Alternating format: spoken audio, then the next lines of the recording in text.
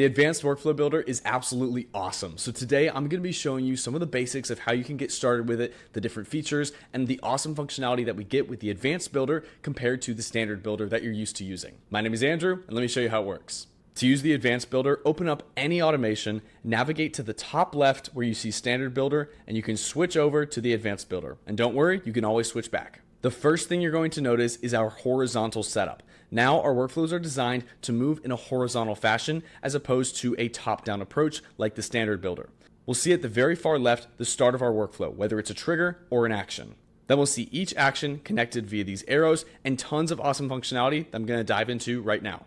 Let's get started with some of the basics. First, if you want to add a new trigger or action, you can either right-click and then click Actions menu or Triggers menu, or you can click Add at the top right, click Add Trigger or Add Action. Within our Advanced Builder, we're going to refer to our triggers and actions as nodes. But how do you know which nodes are triggers and which ones are actions? Well, if we go ahead and add a trigger right here, let's say for contact tag, then we'll see the difference is pretty clear.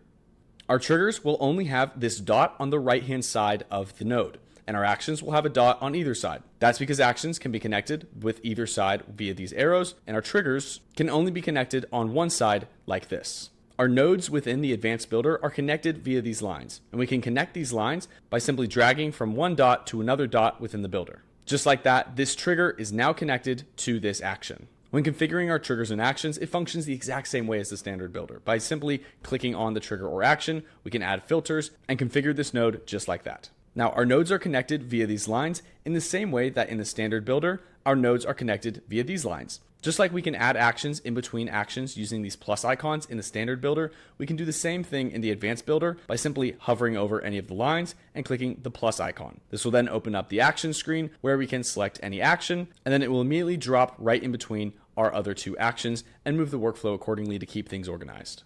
Now you'll notice we actually have two actions on these lines. We can either add actions in between actions, or we can delete these lines entirely simply by clicking delete. Now this is awesome because within the Advanced Builder, this doesn't delete any actions, it just deletes the connection. So now we have a trigger running here, and then we have the rest of our workflow here. You'll immediately notice one of the biggest reasons that this is super powerful, because we now effectively have two different workflows within one workflow. We have a trigger and then an action here, and then we have the rest of our workflow here, which we can even add a second trigger in order to run these parallel. That's called a parallel workflow.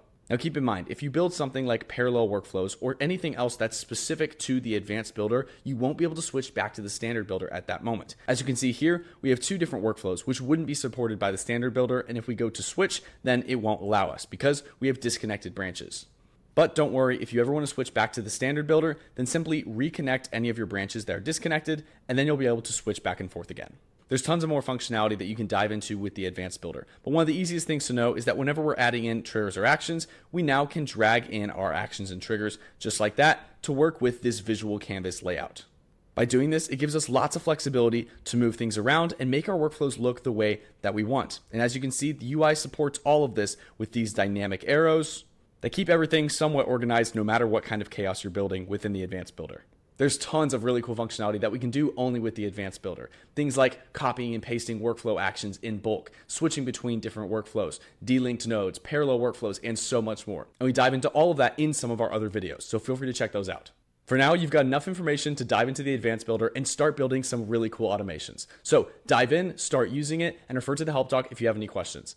As always, if you want to learn more about the Advanced Builder, refer to the help doc and some of our other videos, drop a comment below. As always, my name is Andrew, and go have fun with this feature.